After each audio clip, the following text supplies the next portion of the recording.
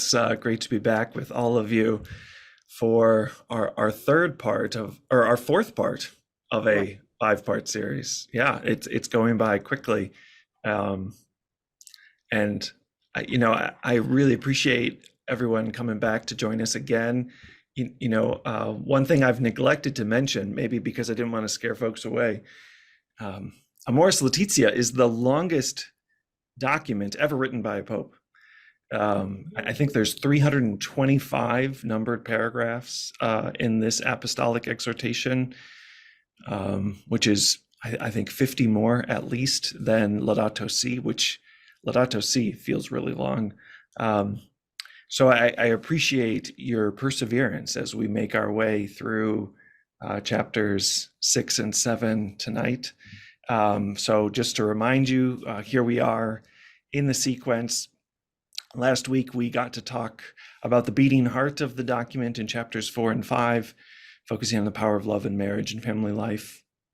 And tonight, we're going to focus on some of the possibilities for a new mode of presence and proceeding by the church to better accompany married couples and families as we explore chapter 6 and 7, and that should set up our final meeting next week on May 9th, where we look more at the spirituality of marriage and family life in the final two chapters of Amoris Laetitia. Chapter 8 has much more substance to it than the very brief final conclusion. But just to remind folks where we were last week, very briefly, this is, Pope Francis's kind of love letter to married couples, where he really wants to elevate the way in which married couples can be witnesses or icons of the triune God, of love that is offered, received, and returned in fidelity. That honors the covenant that God made with Israel and the loving bond between Christ and the church. And as we talked about last week, this is a virtue ethics approach to love and marriage. So it's not like flipping a switch. There's kind of this gradual approach to growing in charity. Charity, of course, coming from the Latin translation of love, caritas, not, charity as in like giving donations to a charity or anything resembling pity, but really growing in love and friendship with God by loving others and being loved by others. So what I think is helpful, especially speaking as a moral theologian, is the way in which chapter 4 is an invitation for people to really tune into the good that's in them and around them, and the good that is produced by loving other people and being loved by other people. I think too often in our cultural context, we think about love as a feeling. Last week, we talked about love as something that you might fall into or fall out of. It can feel fickle, and even if you just think about the word, that we use the word love in so many different ways, right? It's kind of like the junk drawer in the kitchen where you just put stuff where you don't know where else it goes. And we talk about how we love, a sports team or a beverage or food or a phone or, our favorite town or a band or an artist, or like it just, we throw it around for all these things. And we don't really think of it as a force or as a power or as participating in the divine reality called God. So I think it's really beautiful as we look through chapter 4 that this is an opportunity for us to really let God's life be deepened in us through participating in the sacrament of marriage over a lifetime. So not just, a ritual or a ceremony in a church or wherever a couple might get married, but really that lifelong participation of growing in friendship with God through, particular virtues, through affirming the goodness of, the conjugal dimension of the married couple, and highlighting, just the daily commitment, that a lot of times love comes down to an attitude and a level of investment or effort, that it's a choice that people make day in and day out. And so these are things that hopefully, we see that the church is trying to embrace its role as teacher and to remind people of this soaring vision of marriage that is aspirational. Certainly people will fall short, but Pope Francis wants to try to raise people's standards and inspire them to kind of see what can we make possible with this aspirational view of marriage. And then in chapter 5, as you may remember, it is this fruitful dimension of love, turning from marriage into family life. And we talked a little bit about motherhood and fatherhood, and also the social mission of the family. So this is important, and we're stressing, especially I think in an American context where we might worry about families feeling a lot of stress or trying to keep up with the Joneses and just feeling exhausted trying to do everything they can for their kids. But really, we shouldn't be thinking of my kids or your kids. We should really be thinking less in terms of them or those, but really us. And Pope Francis has highlighted this ever wider we that leaves no one out or no one behind. And so when we talk about children, we should be talking about children as if they are all ours. And if we talk about families, we should see that families are a way for us to be connected together, bonded in this communion of a family of families. And this is where, at the bottom of your screen, you are reminded that to be part of a family has this dimension of just unconditional love, even those who have made a shipwreck of their lives, so that we leave no one out and no one left behind, to foster an ever more inclusive and intense communion. So last time at the end of our time together, I posed 2 questions for you, and we had some really good conversation, mostly, as I recall, in response to this question about chapter 4. So if there have been any other insights or questions that have come to the surface over the last week, I wanted to make time for them here just to see if anything has been percolating since our last conversation together, and also to not neglect this question about chapter 5. As an ethicist, I really care deeply about the social mission of the family. I think because you hadn't checked, that it was being recorded. And I want to make sure that we do see the family as ordered to the common good. And yet, if we know how many families are really struggling to keep their heads above water, I do wonder how does the church translate this vision for social responsibility without it just coming across like the church is asking more of families who you are have to move just it, trying to get keep their, in the box. their heads above water, so that it becomes unrealistic. So any reflections, insights, questions that anyone wanted to share?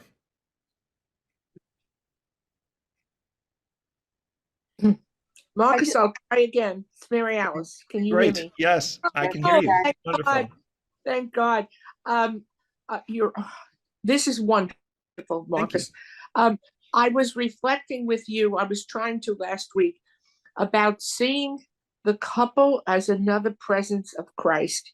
I think that is so important to everything you're saying, that if couples understood themselves as being, as a priest could be another presence of Christ, that they are that in the family, but not in the family. I love your circles. Not in the family alone, in both the church and in society. They represent something to the world of the mission of Christ.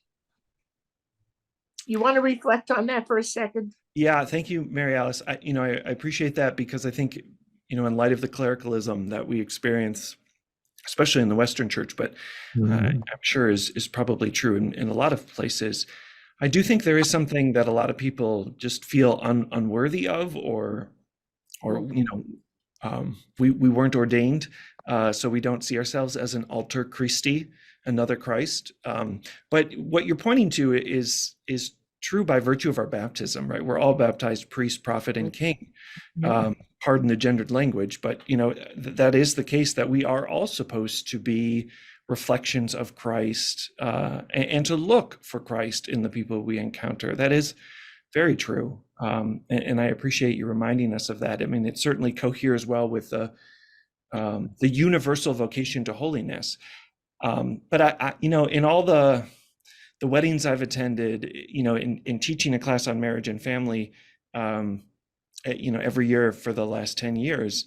I can't think of many people who've written or any homilies that have been given about seeing the married couple as an alter Christi, another Christ. And so I take your point, and I think it's important. The theologian who comes to mind is Richard Gallardi, who taught for many years until his untimely death at Boston College. And I miss Rick a lot, and I teach his book, A Daring Promise. It's a really beautiful book on the spirituality of marriage. And Rick reflects on his marriage with his wife, Diana, and being parents to 4 boys. He talks about marriage as the crucible of salvation. And he even talks about his wife, Diana, as part of his salvation. And some people raise an eyebrow about that, salvation happens through the incarnation. So we don't want to make someone else co-redemptrix with Jesus. But I do think that, the church does teach about how, the primary vocation of the spouses is to get their spouse to heaven. There is something salvific about it. And in his more recent encyclical, Fratelli Tutti, Pope Francis says, no one is saved alone. So there is a social dimension to salvation, and it is relational. And so I think, given the unique ways in which a married couple, swears these vows to one another, to love, honor, and serve one another, in service to Christ and the church and to the salvation of their spouse, there is something really salvific and not just sacramental happening in marriage. And so I do think that would be worth maybe spending time with, or inviting married couples to reflect on, not just, marriage as sanctification to make holy, but as salvific and as a way to evangelize the world. There is nothing more moving than seeing a happily married couple. It makes me think of that movie When Harry Met Sally, when they interview those couples throughout the film about how they fell in love and stayed in love, and what they've kind of appreciated about each other through decades and decades and decades together. It's actually a really good lead into the parts of Amoris Laetitia that we're going to talk about tonight, because Pope Francis writes an ode to, he calls them experienced couples. So not, he doesn't want to call them old or elderly or seniors, but just, couples who've weathered the storms of life, and he describes them like a fine wine that has really, aged well. And so what I really like about your comment, and I'm sorry I'm taking so long to get to this point, but what I really like about your observation, Mary Alice, is the longitudinal dimension of being another Christ. It's not just a couple in love. It's not just a couple who's modeling generosity and sacrifice, or who's, made these vows till death do us part, which certainly, we see the fidelity of God in such a vow. But I do think there is really something very inspiring about love that endures. And that certainly points to the fidelity of Jesus over time, even in the highs and lows that life brings. And hopefully that is inspiring for all people, not just married couples, just because we all have crosses that we bear in our own way, and we all experience loneliness and desolation. And hopefully, we never lose sight of that steadfast love of Christ that is walking with us through every stage of life, no matter, where we might be along those stages of life. So thanks very much, Mary Alice. That is a really lovely insight. Well, thank you. Sister Peggy, did you have something you wanted to add? Jean Amore looks like she's talking. Jean, you have to take your She's on mute. in following Mary Alice's remark, I thought the language is quite beautiful, but it's so natural. I mean, and my experience of families and marriage is that there is a sacrificial aspect to it, to all of our lives, and that sometimes we get enamored by the external. We're looking for this love, and I just think the it's not the church we know. Mhm. People are very knowledgeable today. The lay people are very knowledgeable, and we have to respect that. And I think we just have to just remind them that they are also called to this living sacrifice. That this marriage is, we offer our lives are united with the sacrifice of Christ, and so the marriage, love and sacrifice, they go together. Yeah, that's beautifully said. And I think it is, indirectly a good answer to that second question about, how we highlight the social mission of the family, that we remind families that they are recipients of love and recipients of mercy and recipients of God's generosity. And in the same way that God fills us up, we are asked to go and then be generous with others, or make sacrifices for others, or put love in action for and with others. And so, maybe in answering my own question, one of the ways that the church can better talk about the social mission of the family, or better frame it, is by giving families the time to be contemplative and to take in the ways in which God has blessed them and bestowed God's presence and power in their lives, and to feel filled, feel filled, and to feel empowered to go and be Christ in the world, rather than just jumping to the social mission and all the responsibilities that come with shouldering our role in serving the common good. Any other insights or questions from folks before we leave chapters Marcus, 4 and 5 behind? I don't know if I'm, there was something I was reading during the week that contained an excerpt from a letter by Pope John Paul II, and it reminded me of what we've been talking about. In it, it says, unity means becoming one, but not becoming the same and not becoming the other. Unity presupposes diversity and integrity, so each person becomes more himself or more herself. And while it was talking about unity and diversity in general, I thought marriage is the most beautiful example of that, because it probably it's the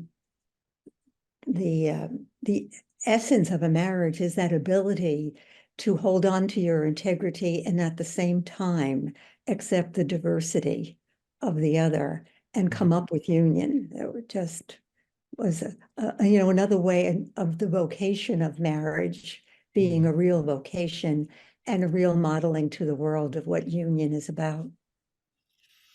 Yeah, Jean, that's beautiful. And again, a really good lead into where we're going to go tonight with chapters 6 and 7, because Pope Francis laments the ways in which people have unrealistic expectations for marriage, or their hopes are dashed in marriage, and maybe it has something to do with just not accepting the otherness of your spouse, that they are not reducible to another me, or someone that I can master or control, or just get to satiate my every whim. There is, I think, this invitation to authenticity and integrity, certainly, but that vision of union certainly maintains freedom. And as we'll see shortly here in chapters 6 and 7, Pope Francis is really interested in freedom, which, again, I don't know how often we really think about marriage and freedom going together, because typically it's more linked to sacrifice or service or fidelity.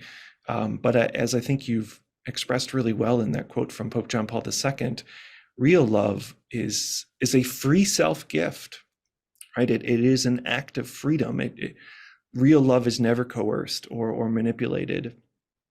And so if we can hold together love and freedom, then it should, Aquinas says, the effect of love is union, right? It should move us toward closer union with God and with one spouse.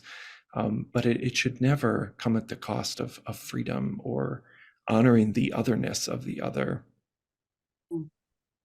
Marcus, I have a quick question for you. Sure. And it goes down to chapter 5 on the social mission of the family. Mm-hmm. the social mission of the family.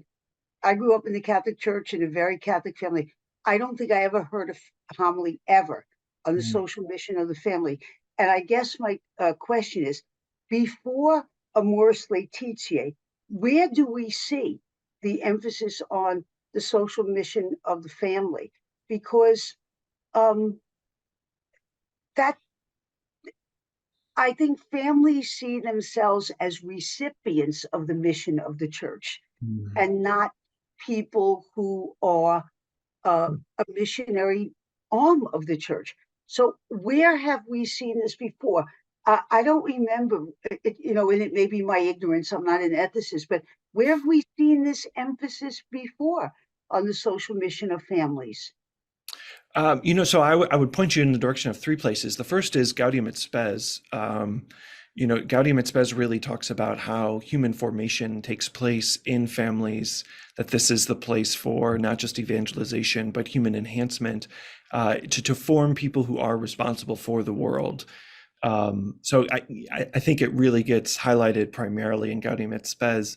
Familiaris Consortio, Pope John Paul II's apostolic exhortation after the Synod on Marriage and Family Life in 1980, Familiaris Consortio comes out in 81. Pope Francis really highlights the social mission. Pope John Paul II really highlights the social mission of the family. It's one of the his four descriptions of the family. So it's not just ordered to life, but it's ordered towards solidarity with society, to serve society. So he highlights it in 81. And then, the third point I'd point you to is just it does get sprinkled in here and there in the documentary heritage of Catholic social teaching. So throughout, the encyclicals, which start, as you know, with Rerum Novarum in 1891, there are paragraphs here and there that connect the duty of participation, to be social agents.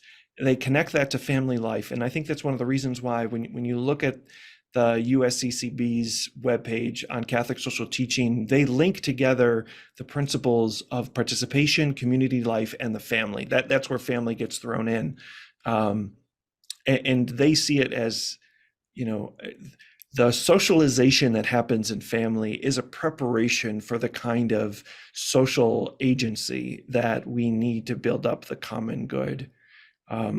So if you look at the USCCB website, you'll see that they highlight some biblical passages, but also some paragraphs from the documentary heritage that really highlight that the family is ordered to the common good and should not be closed in on itself. So the fact that you didn't hear that growing up is probably just, another example of the way that a lot of what gets written in these encyclicals never sees the light of day. There just aren't a lot of people who sit around and read encyclicals. And that's true, among the bishops and clergy, just as true, as much as it is among lay people. And it points to the task of theologians like me to make sure that, what we're writing isn't just going to our colleagues or to our students, but also finding a foothold among lay people to encourage them. There's a phenomenal Catholic scholar named Julie Rubio, who's at the Jesuit School of Theology out in Santa Clara. She has a beautiful book called Family Ethics that was published with Georgetown University Press in, I think, 2010. And she looks at shared practices and has a couple of chapters. She has one on, praying together, one on eating together, one on serving together, one on tithing. But she uses those family practices as concrete examples of how the church can deliver on its social mission. So if you're ever looking for a good resource, Julie Rubio's book, Family Ethics, is just, it's wonderful. And there's actually a brand new book that I think just got released last week. It's called Catholic Family Teaching, and it's an anthology that looks at Catholic social teaching and the church's teaching on family and tries to hold them together. And I think it was edited by Jake Kohlhaas and Mary Doyle Roach, who's at Holy Cross, and it's just hot off the presses. So that might be another place to look. But if this stuff never filters into the parish and the pulpit, where people get where Problem. people, that's your shot to get this. And it never, I mean, look at me. I'm 73 years old. I'm a biblical scholar. I think I pay attention to things in the church. And I had to ask you, where did we get this before what we're reading now? And, you know, I mean, it's my ignorance, I admit, because I could have read more and or distilled more. But just in general, it's just not getting into parishes where people go to hear this stuff. I don't Yeah, know. and that's a good lead into where we're going. So I think in chapter 6, the chapter is called Some Pastoral Perspectives. I think that the title of this chapter is a little bit of a misnomer. When I was reading this chapter, I was expecting more of a plan for how the church can better accompany families, but it's not really a plan. It's more of, I think, an acknowledgement of what the bishop fathers or the council fathers or the synod fathers, those are the terms that kind of get used throughout the document, what they heard from the survey responses. And what they hear is, a new vision for how to be church together. The very first paragraph in chapter 6 is highlighting the way that when people gathered for the synods, the synod gatherings in 2014 and 2015, what they heard over and over again was throughout this dialogue, what people were stressing was the need for new pastoral methods. And so we have this vision of being a church conjunto, which is I think an important insight, because again, Francis is our first Jesuit Pope, our first Pope from the global South. He's a Pope that really, I think, is inspired by not just liberation theology, but theology in the global South that prioritizes lo quotidiano, which means just like the theology in daily life. So not just going to Mass on Sunday and sitting in the pew and listening for a good homily, but really trying to live one's faith each and every day and doing it in the nitty-gritty reality, thinking theologically in the car or on the subway or folding laundry or washing dishes. And so lo quotidiano is just that reminder of faith in action in the little way, kind of thinking of Saint Therese of Lisieux or Dorothy Day. It's just little by little, this is how we put faith in action. And the conjunto is this, the Spanish translation for, with. So it's this vision of being church together, that it's, again, church isn't a place you go. It's not a building. It's not the magisterium. It's not the Vatican. Church is the community, and it's something we are and something we do together. And I think this vision of church, again, is, as we've talked about in previous weeks, very different than how a lot of North Americans think about church. I think most of us think of it as a brick and mortar building, a place that we go. It's something that we check off our to-do list, and it's an obligation that we meet on Sunday or on holy days of obligation, but we don't necessarily really spend a lot of time thinking about what does it mean to be church together. I might think of my faith or my discipleship, or what does it mean to be informed by teachers or ministers, but I don't know how much we really think about how we shape and form one another, or when people leave the church or feel like the church has left them, their absence, it still has influence on other people, right? It impoverishes the church when people walk away from the institution or feel like the institution has abandoned them. And so this pastoral mode of accompaniment is really trying to be sensitive to the needs that were expressed in that very long, I think it was a 46 question survey. And to say, okay, let's find a new way to walk with people and not walk ahead of them and expect them to follow and not, point people in where they should go, but just share the journey together. So the next couple paragraphs highlight how lay people are asking for better training for priests and ministers. So, this isn't trying to be anti-clerical by any means, but pointing out that parish ministry teams need more training to really understand the burdens that people carry and what people are looking for. And I have to say, as someone who worked in youth ministry in a parish setting for 4 years and then worked in college campus ministry for 5 years, I didn't get much of any training. I got the Virtus training to make sure that, I knew healthy boundaries. And then when I was in grad school, I got a really good seminar on asymmetries in ministry and how people go to ministers with incredible vulnerability and how to make sure that that vulnerability never gets violated. But if I had a degree, that seemed to be enough. And I didn't get much training when in terms of like pastoral care or counseling or psychology or just, really how to meet people where they are. It was kind of this presumption that if you have the content down, you'll figure out an effective methodology. And that does not always prove true. So if you had time to look at chapter 6, you see a lot of this chapter actually focuses on marriage. I thought it was going to be more about how does the church better serve people. But again, I think, Pope Francis, I think there's a lot of repetition here between chapters 4 and 6. And I think here Pope Francis kind of falls back on the church's teacher. There's I think kind of a rehearsal of themes that we've already covered, that yes, we have to improve marriage prep, and we've talked about that. And yes, Pope Francis is still trying to sell it as a compelling vision worth striving for, that it's clear-eyed, a firm and realistic decision to face trials together. I talked already about the value of being mentored by experienced couples. But a lot of this chapter kind of seems to me to be another opportunity for Pope Francis to try to sell people on the sacrament of marriage. And here, I think maybe one of the things that makes it a little bit more distinct is he talks about marriage as a little bit more dynamic than maybe we saw in chapter 4. He has this line, still water becomes stagnant and good for nothing, in paragraph 219. So a reminder that, this is something that's going to ebb and flow, and probably a word of encouragement to couples to keep nurturing their relationship and invest in their relationship. We hear from marriage counselors all the time that spouses need to date each other even after they've gotten married, so that they don't neglect each other and they can continue to delight in one another and grow in friendship. But a lot of this document or this chapter in particular talks about some of the perils and pitfalls, like, in paragraph 221, Pope Francis laments the unrealistic expectations for the conjugal dimension of marriage.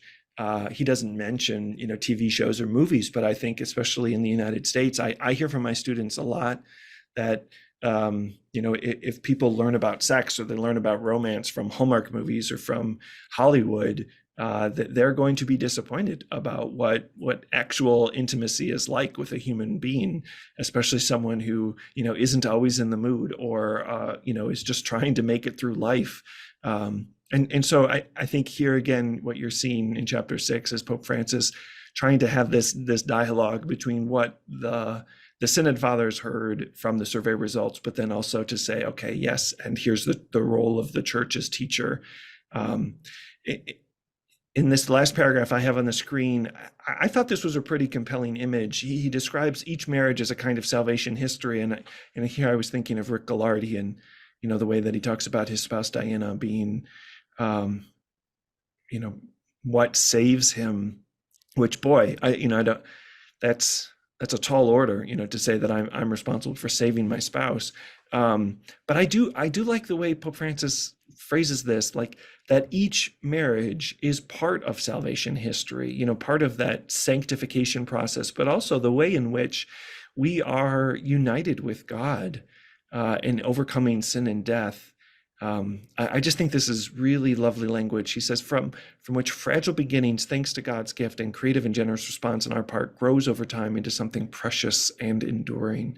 So there is a tenderness here that I think really highlights the way in which the church needs to keep listening to married couples to hear what it's like to be married, and in a way that maybe doesn't always reflect what the church teaches about marriage. So as we make our way through chapter 6, we do finally get to some pastoral goals and strategies. So in paragraph 229, Pope Francis highlights how the local church should organize events to build a sense of community. So, opportunities for married couples to gather, to offer some kind of support and accountability for each other, to offer retreats for spiritual nourishment, presentations by experts, so people who are doing the scholarly work or who are reading the apostolic exhortations or the encyclicals, or who are thinking theologically and trying to analyze and apply what these church documents say, that these can be opportunities to provide access to make this actually intelligible to lay people, and something that can be generative. Opportunities for counseling. I don't think that counseling got into Familiaris Consortio in 1981, but I appreciate that here Pope Francis is really highlighting the need for putting ourselves in the hands of experts, including therapists. I really like this image of home missionaries. I think when we think of missionaries, we think of people being sent off into the wilderness or the unknown, or those places that maybe have yet to have been touched by the gospel. I think of going out to the farthest corners of creation. But to think of home missionaries, here again, I think this goes back to what Sister Maria was talking about before. How many married couples or families really see themselves as recipients of church services, and places where they can go and ask for help, or just to have their wounds tended by the church, where they are being evangelized, not just at Mass on Sunday, but by people who take the time to visit them and come to them and meet them on their own terms. And, whether it's around the kitchen table or over a cup of coffee or a cup of tea, to say, how are you doing? Where are you finding consolation or desolation? What do you need? How can we pray with you or for you? I belong to a very vibrant parish here in Cincinnati, but it was hard, to be teaching from home on Zoom, to have 3 kids who were trying to go through school on home through Zoom, in a pandemic that caused so much disruption. My wife was a nurse, so she had to be working in a clinical setting 5 days a week, all day, just trying to figure out how to, provide healthcare that people needed without bringing COVID home to her family. And my parish, which does a lot of things really well. We have a fantastic dismantling racism team. We have a great Healthy Earth team. We have a ministry to refugees and migrants. A really active St. Vincent de Paul Society. Just wonderful, beautiful parish that I feel so fortunate to be a part of. But not once during the pandemic did any member of the parish staff reach out with a phone call or an email to just say, how are you doing? Wow. What do you need? What can we pray for? Just there was no outreach at all, other than just a reminder that the parish was short on donations. And if we could up our donations, that would be much appreciated. I know that, especially working in parish ministry, I know people are stretched thin and underpaid and overworked. But I do think that if there's any invitation in Amoris Laetitia, it is for parishes to really rethink, how can we be reached by couples and families, and not just how do we reach them, or how do we come up with programming that will be attractive to them and expect them to show up in the parish hall or keep coming to Mass. I think this really comes down to a question of availability. And so I think that's certainly worth highlighting and thinking more about. And then, Pope Francis follows it up the very next paragraph. We cannot restrict our pastoral outreach to small and select groups. Nowadays, pastoral care for families has to be fundamentally missionary, going out to where people are. We can no longer be like a factory churning out courses that are, for the most part, poorly attended. And I read this and had to chuckle, just because, I think, Pope Francis says elsewhere, we need a new recipe, because the way we've been operating doesn't work anymore. We can't just expect to throw together a list of speakers, or to organize a program and expect people will come or will show up or will drop what they're doing and tune in.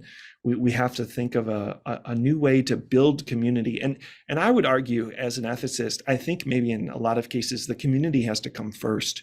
And if people feel a sense of belonging, if they feel like they are the recipients of genuine care and concern, I think then a level of self-investment will come, and people will say, yes, this is worth making time for. But I think there's just so much burnout and a sense of betrayal among a lot of people in the pews, or just people who just feel invisible or insignificant in the eyes of the church. And unless and until it's really, the church proves that it cares about how people are doing and is going to respond with sensitivity, I think the Pope is right. I think we need a new recipe, because the way we've been operating isn't working.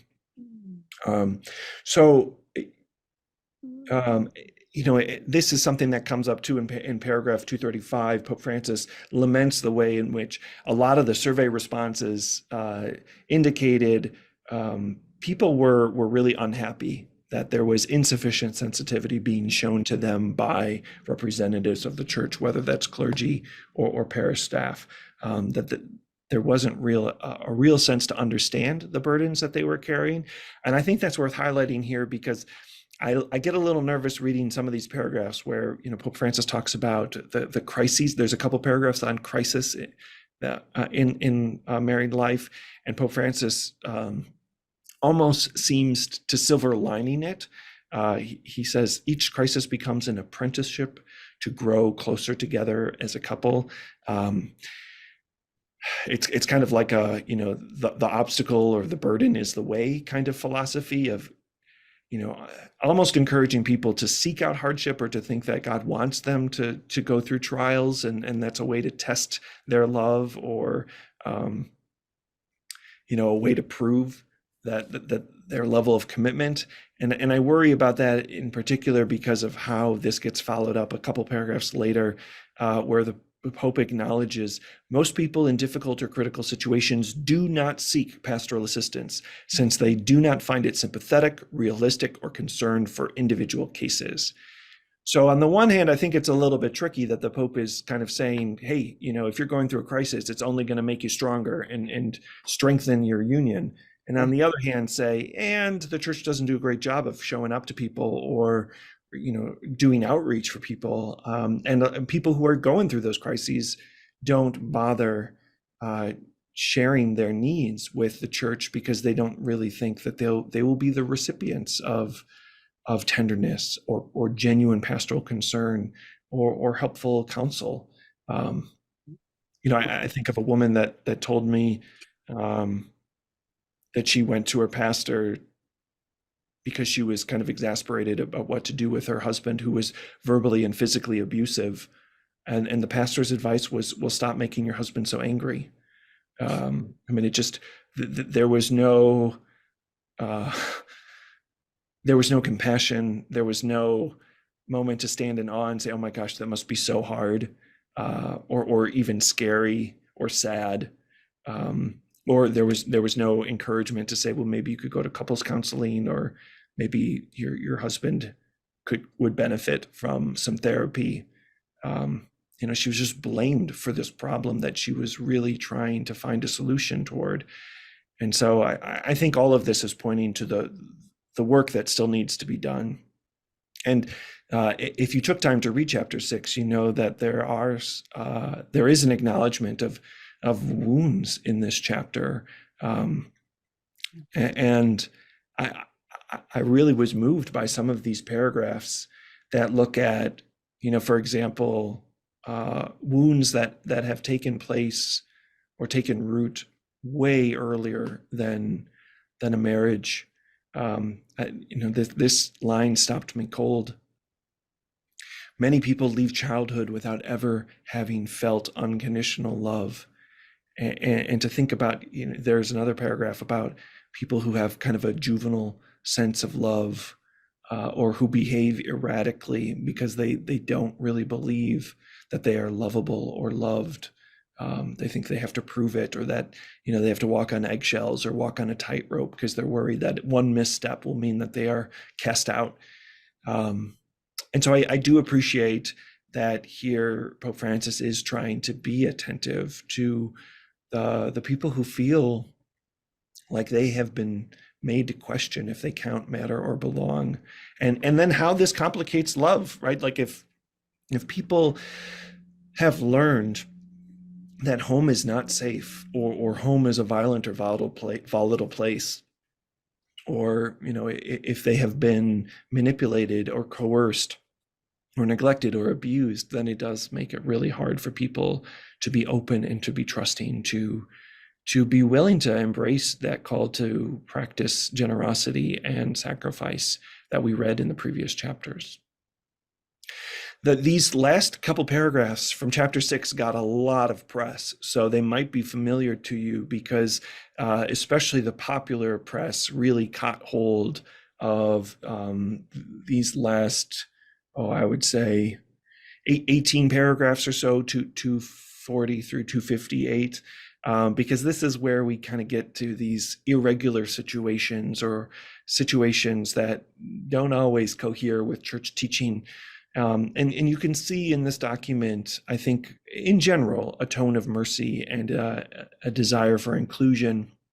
So, for example, in paragraph 241, Pope Francis acknowledges that in some cases there may be a moral imperative for separation or divorce, which is not something we read in Familiaris Consortio. There is no acknowledgement that sometimes separation or divorce is actually proper if we're dealing with abuse or neglect, or if home is not a safe place to be for either the spouse or the children. But Pope Francis does acknowledge that separation and divorce should be a last resort. So he does not want people to be arbitrary or capricious about ending this lifelong commitment. He also acknowledges the need to revise procedures for annulment. We've talked earlier, I think maybe in our first session, just about how invasive and expensive the annulment process has been. And so the Pope acknowledges that this is something that needs to be more accessible and more affordable for people all over the globe, especially in the global South, who are unlikely to have the funds to hire attorneys or canon lawyers, or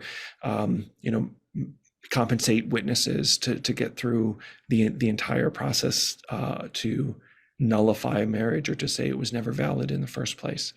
Pope Francis also highlights the need for ministry to the divorced and to remarried couples. And he highlights in particular, I think in paragraphs 245 and 246, the need to really care for children. So not neglecting the individuals who may go through divorce or remarriage, certainly acknowledging the trial that experiences. But I was moved in reading these paragraphs in preparation for our conversation tonight, that there must have been a number of survey responses that talked about, or maybe came from the voices of children of parents who got divorced or maybe even remarried, and just how painful it was for them to be treated like second-class citizens, or that there was something wrong with their family. Because the Pope really stresses the need for the Church to improve the way that it does outreach to children where families break up. And then there's these last couple paragraphs on complex situations, including same-sex couples. So paragraph 251 is the main paragraph on same-sex relationships, which in this document, in Amoris Laetitia, Pope Francis goes out of his way to say that same-sex marriages have absolutely no grounds to be similar or analogous to the sacrament of marriage, which I know from a lot of queer folk was an especially painful line to read. It seems needless and pastorally insensitive to say that there's no analog or similarity between a same-sex marriage and a heterosexual marriage. And if you're interested in reading about this, there's a brand new book that just came out called The Sacrament of Same-Sex Marriage, written by Bridget Burke-Ravitza. She's a theologian at St. Norbert College up in De Pere, Wisconsin. And it's informed by ethnographic research of same-sex Catholic couples who talk about the sacramentality of their relationship and what it's been like for them to try to find a place in the church, or to make a way outside the church because their marriage isn't recognized. But I think that's worth highlighting in particular, because it seems like something close to an about face. It's not quite, because Fiducia Supplicans does not acknowledge same-sex marriages as sacramental.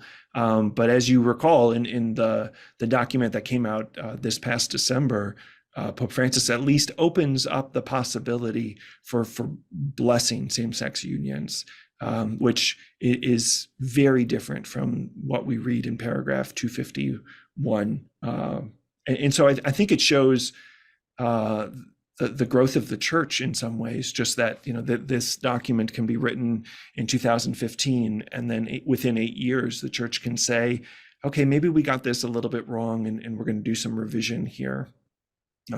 So maybe a word of hope that the church is still working to acknowledge the presence and power of God and the holiness that takes place in all forms of love, including among same-sex couples.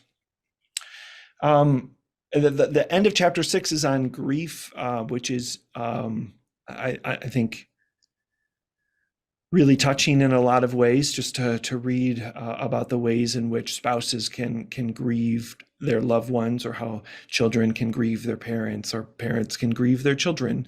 And then we move on to chapter 7, and chapter 7 is not very long. I think it's only about 40 paragraphs, and it I think tries to deliver maybe more of the pastoral plan for religious education. So shifting the focus from the married couple more toward the parent-child relationship, and how the church can support the faith formation of children.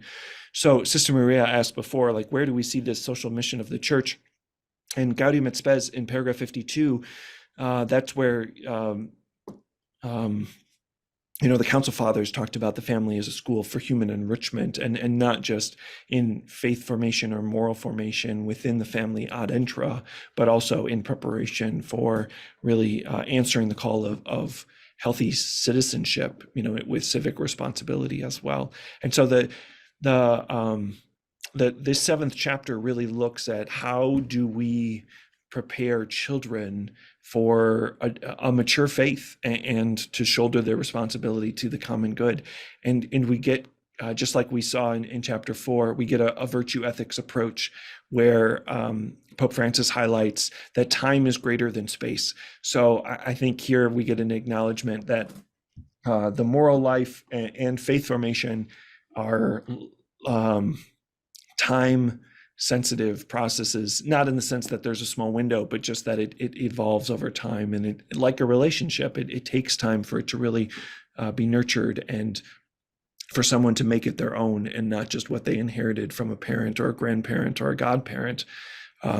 So when I read chapter 7, it seems to me that the church is maybe trying to really get parish staff to rethink their approach to religious education.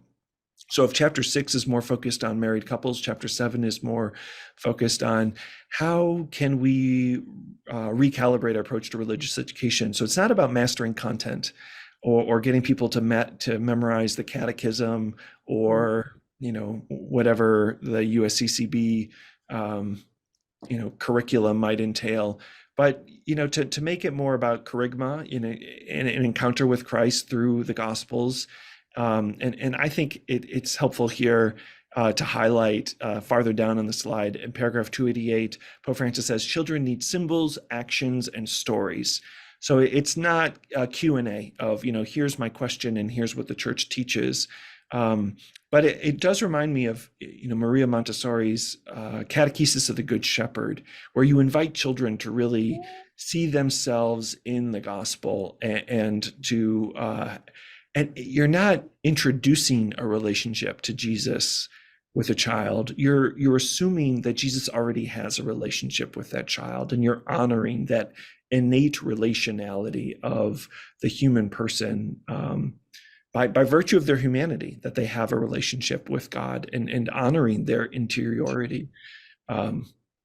So, here returning to the top of the slide, it's, I think, an invitation to think of religious education ordered toward growth in freedom, maturity, discipline. And I was surprised to see this stress on autonomy.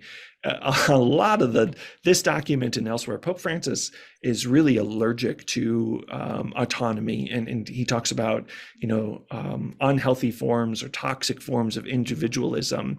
But I have to think that the background for these paragraphs are responses to, in that 46 question survey from people who said, I got turned off because of what got shoved down my throat, or religious education that was coercive or tied to guilt, that it demanded obedience, or that it was domineering. And so if you took any time to read through chapter 7, it is amazing how Pope Francis here is really allergic to any kind of domination. And he reprimands, I think, both parish staff and parents for being domineering with children and kind of like forcing this on anyone. And so I can't recall many other defenses of autonomy when it comes to marriage and family life. I mean, usually it's all about self-gift and sacrifice and relationality and reciprocity and mutuality. But here we really see kind of this defense of let people choose this faith and to be more inviting rather than trying to really force people into showing up or enduring Sunday school. And the Pope is quick to acknowledge that that's Jesus' MO, right? He was always inviting people. He always thought it was better to bring them along than to send them away. And so I think that spirit of freedom is worth highlighting, especially because Pope Francis connects it to not just religious education, but also to moral formation, and to say that, again, in this virtue ethics approach, it's the emphasis is not on following rules or mastering content, but on really helping people discern and to tap into their deepest desires, and to think about, like, who is the person I most deeply want to be? Where are my deepest desires leading me? Who is the person that God made me to be? What is the kind of church or society that I want to be part of building? And later on, Pope Francis says that the freedom here is not like a freedom to do whatever you want or to be a slave to impulse, but a genuine freedom that affirms human dignity and agency and right relationship with others, and resists dehumanizing and antisocial inclinations. So I see that corrective to the praise of autonomy. So it's not so that people can be silos, or that they can have freedom from interference or outside influence. But it's a healthy freedom that is always respecting the rights and obligations that we have to one another. I want to highlight that paragraph 273, that it's about channeling freedom to one's own good and the good of others, in this vision of the common good. Again, Pope Francis is acknowledging survey responses, including from parents and grandparents, who say they don't feel equipped to participate in their children's faith formation. They don't have the knowledge or the skills, and they worry, how do we do this in a way that honors children's capacities, that doesn't expect too much or too little of them. And this is where I really love these paragraphs where Pope Francis says, let's look to Jesus. Right, he was one who welcomed children, who looked for the good in others, and Pope Francis highlights this warm and friendly manner that Jesus had with others. And Francis talks about the Samaritan woman at the well and Zacchaeus up in the tree, that Jesus was always welcoming the outcasts, or inviting others to be in dialogue with him. And Pope Francis says, when children come from that warm and friendly family lifestyle, it kind of primes the pump. It makes them, I think, more attractive and more inspiring, and more equipped to then go and deliver on this social mission of the church, and to participate in evangelization. So when families can honor that warm and friendly manner of being in the world, then they are a leaven of evangelization in society. And so if you had a chance to look at chapter 7, hopefully what you see here is kind of a stress on the need for a gradual approach to religious formation, moral formation. There's a paragraph where Pope Francis talks about the need for patient realism, that we can't expect people to just, for an epiphany to happen, or the light bulb to go on and people say, aha, I've got it. This eureka moment, or St. Paul's conversion where he's knocked off a horse and turns his life around.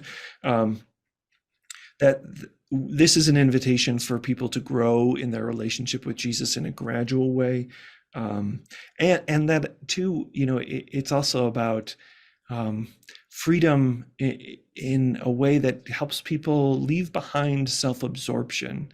And I think these paragraphs are prescient, especially because of how much time young people are spending on a screen, and there can be so much self-absorption when you use phones as a tool to distract yourself, or as an escape hatch, or just to be entertained. And there's so much instant gratification hardwired into those programs.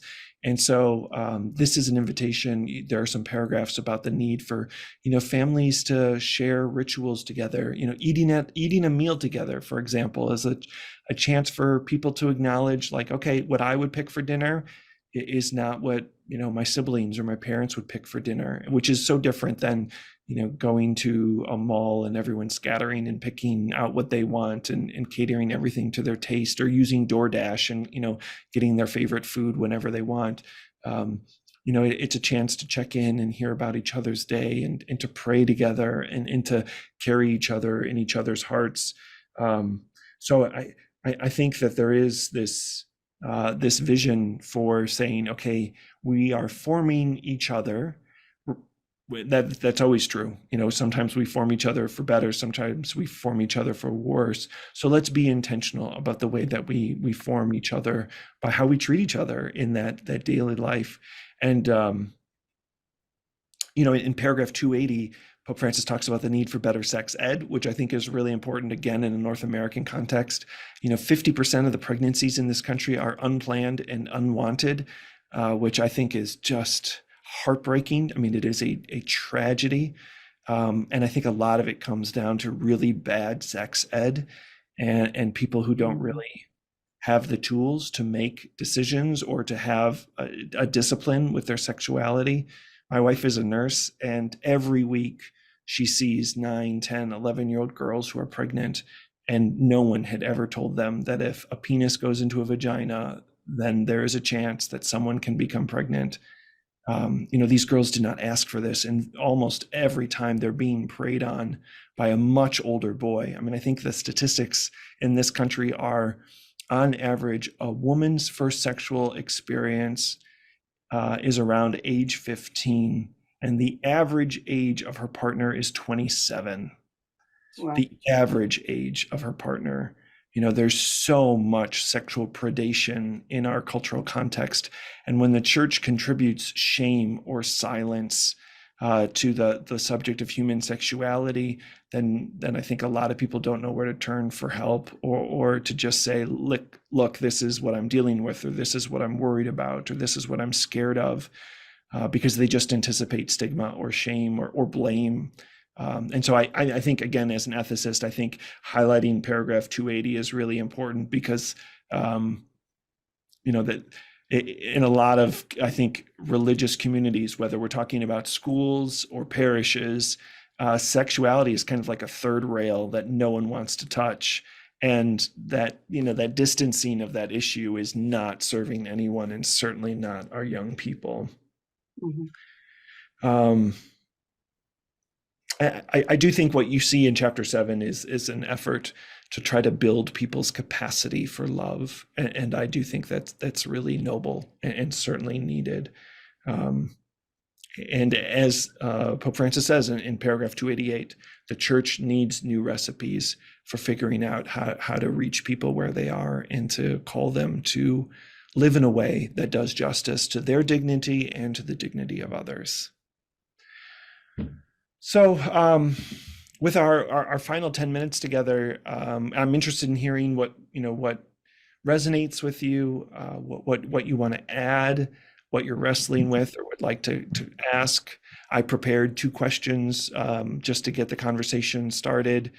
In chapter 6, the Pope presents his vision for a church as a field hospital operating in the spirit of merciful accompaniment. And I wonder, is accompaniment enough to heal the wounds and prevent wounds from taking place? And if not, then do we need something to complement or supplement this vision of merciful accompaniment? And then my second question for you in chapter 7, Pope Francis focuses on the virtues as a way to build capacity for freedom, love, and solidarity with the poor and the planet. Where have you seen the church successful in cultivating virtue in individuals? Maybe we have some best practices we can share. And then also, where can the church better support families in the pursuit of trying to create not only the virtuous life for individuals, but trying to build a more humane and virtuous society?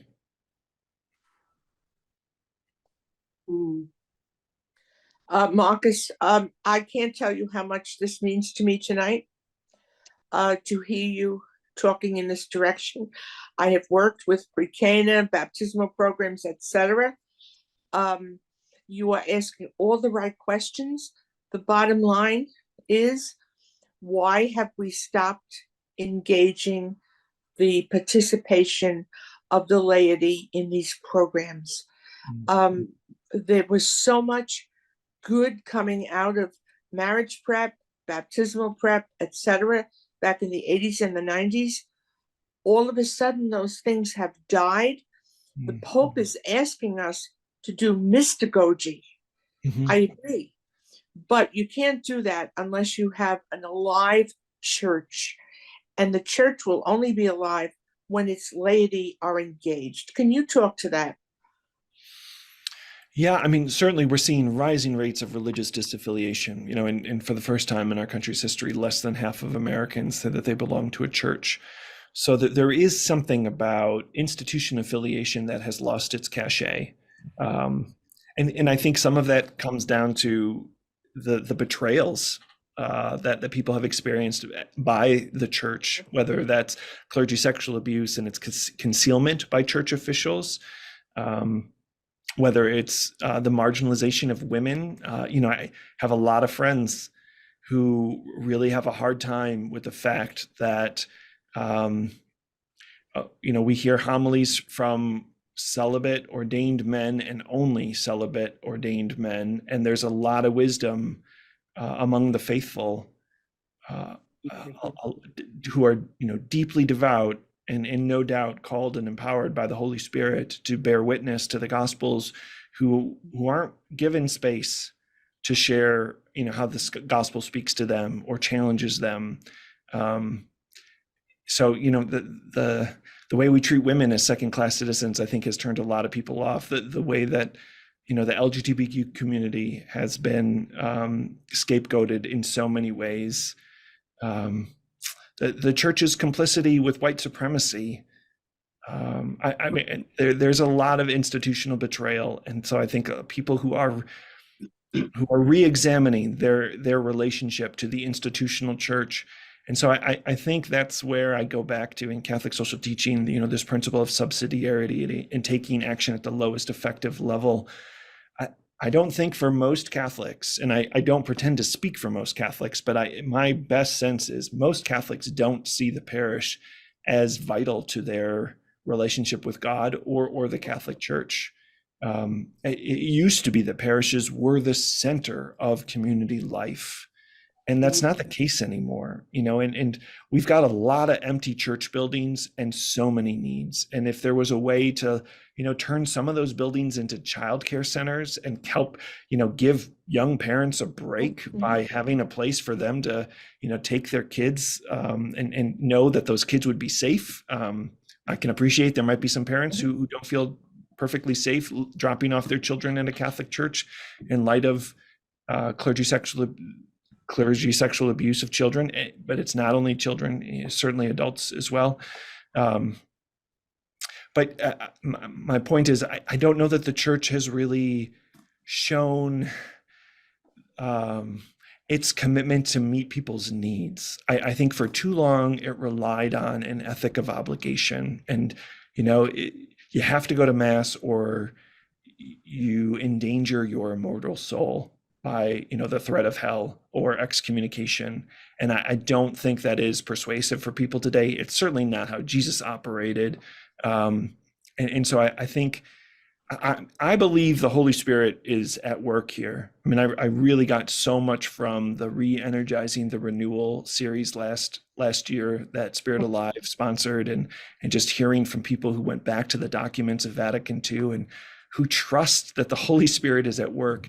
The church is changing, and it's easy to lament it, and people love problems. And I'm not interested in just heaping criticism on the church or focusing on problems. There are places where the church is growing. It happens to be mostly in Africa and the global south. And I think when you take a look at where the church is growing, it's because it is an essential part of the social fabric of communities. It is a place where people can have basic needs met. It is a place where people can just go and rest, or to gather and to be supported and encouraged.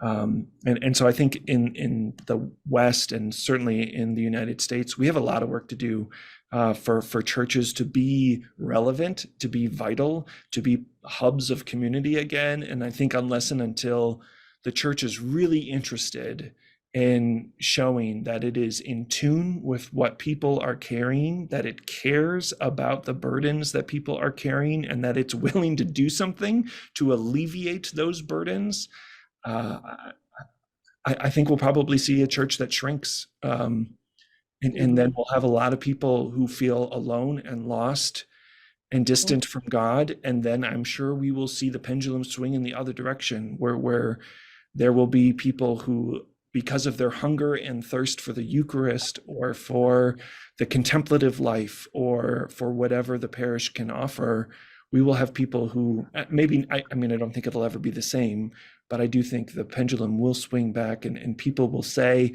everything that we're living for, all these standards of success, it's all empty. I mean, I think a lot about the Screwtape Letters that C.S. Lewis wrote during World War II as a serial in the newspaper, and all the ways that he talked about, the work of demons to distract and deceive people. There's certainly plenty of distractions and deceptions happening in our society. And, as Jesus says, a tree is known by its fruit. So people will see that there are a lot of empty promises in the world. And hopefully the church can show that it is bearing fruit by what it is able to produce by sharing life with people, and really trying to bring this spirit of merciful accompaniment to people in all the consolations and desolations that life brings. And you know what, Marcus, I was listening to you talk about all the ways that you mentioned people are disaffected by the church, how the church has disappointed them. I think that's all true. The other thing I think that a lot of people feel is they constantly feel judged by the church. So they give up. And I want to go back to the point that you make about the impoverishment of the church. I mean, there are swaths of young people cohabiting in beautiful, faithful relationships, but they don't feel like they can go to the church because they're cohabiting and they're not ready to get married. And no one in the church ever reaches out to these people, many of whom were raised Catholic, to say, where is God in your relationship? All right, and I think that they feel the church has already excluded them, judged them, and so they cannot participate. And talk about an impoverishment. This is, hundreds and thousands of young people cohabiting, in my neighborhood, in Manhattan, all over the place. They're not all bad. They are often very good. And they have a lot of God's grace in the relationship that they have. But nobody helps them to see it. What happens in the church is they get condemned. So I just want to bring that up as not only a source of impoverishment of the church to which you spoke, but also it's not just about being disappointed by the church. It's also about being judged by the church, constantly judged by the church. And I have to say, when I go to church, I've heard a lot of judgmental homilies on what people do, and without being completely condemnatory, you know that what you're doing is not exactly right, and then you're not coming back. Yeah, I appreciate you bringing up that point, Maria. It's absolutely true that a lot of people feel judged or made to feel less than or unworthy or unwanted by the church.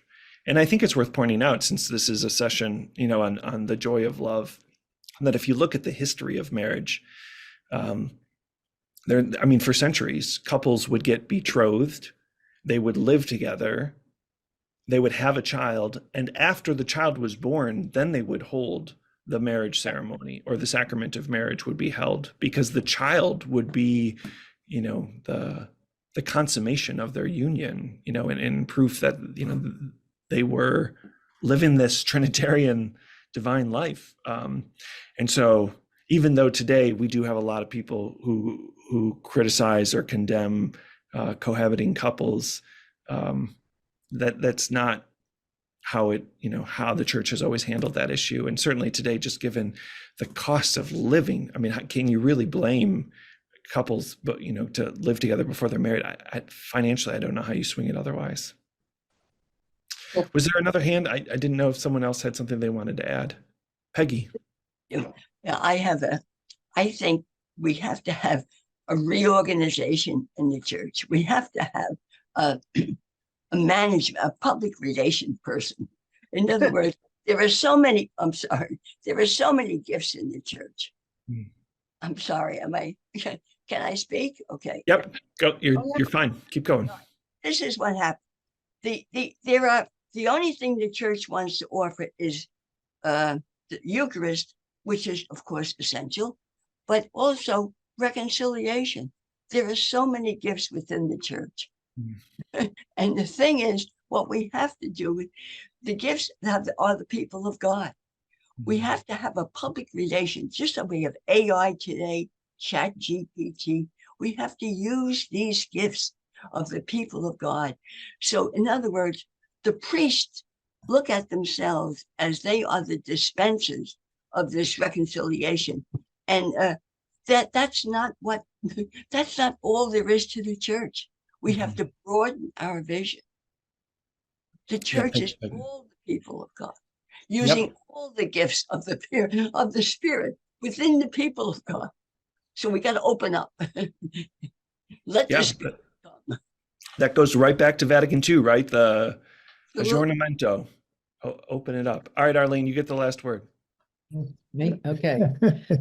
What I was going to say was, I think that we need to return to small faith communities. That it's too big to really get a personal relationship and to really interact with people. And the other thing I was going to say is, like, we have a history with the church. So I find that we're more tolerant, our age people are more tolerant of the faux pas that we see being made. I thought that Sister Jean's letter in the National Catholic Reporter this week was wonderful.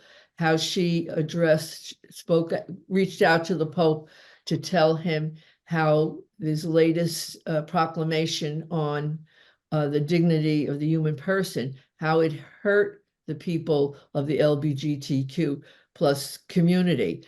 And he answered her, and she answered him back. And I thought that was really good. I sent it on to my kids, because my kids, they went to 12 years of Catholic education and nobody goes to church. Nobody, it's like, because they don't have the same tolerance for, putting out a document where you're using medieval science to make these general proclamations. They have no tolerance for that. So, like, I always feel like we're never going to really get them back to the way things were. Perhaps if they could find a small faith community where they can, grow and learn and share, there's, some hope. They're spiritual, they're good people, but as far as seeing them coming back to the church, it's not going to, not happening. Yeah, well, what I like about what you're saying is, it is that stress on the relationality of the base ecclesial community, right? Where people matter, and they have a voice, right? And there is this sense of belonging. And I think you're right. But your example with Pope Francis and Sister Jean Gremick is that, what's missing too is a dialogue, that there's listening that goes both ways. And when the church just sees itself as a teacher and it does all the talking, then people just walk away because people don't want to be talked at. They don't want to be preached at, right? They want a church that listens, and that's willing to really be part of a dialogue. And so hopefully that's what, for parish staff, that's part of the vision for moving forward is how do we build a more dialogical church so that people can say your voice matters, and we're here to listen, and then we're here to see where the conversation leads us. Speaking of which, for next time, we're going to wrap up our time together and wrap up Amoris Laetitia. So give yourself a pat on the back for making it through the longest document ever written by a pope. And we'll make our way through chapter 8. We'll spend most of our time and attention on chapter 8. Chapter 9 is very brief. But I hope that, although the church has received some criticism tonight, that we can also see that there is a lot of wisdom that the church does have to offer, and some spiritual practices that can put people in touch with the presence and power of God in their life, and to be more attentive and responsive to the work of the Spirit that is always everywhere present. Mm-hmm. Thank you, Marcus. And as we do every week, just especially tonight, as we get so close to perhaps a resolution in Israel and Palestine, that the leaders of Hamas and the leaders of Israel move closer to doing what is in the best interest of their people, to bring to them the well-being and the peace that God intends for all of his people, and also for all the young people on our college campuses and all the unrest, that somehow they're listened to, and they are brought to a place where their concerns lead to a peaceful and constructive solution. Amen. Good night, everyone. Good night, everyone. Thank you for coming. See you all next week for our wrap up. Thank you. Bye, Thank Ollie, John. Bye, everybody. Bye.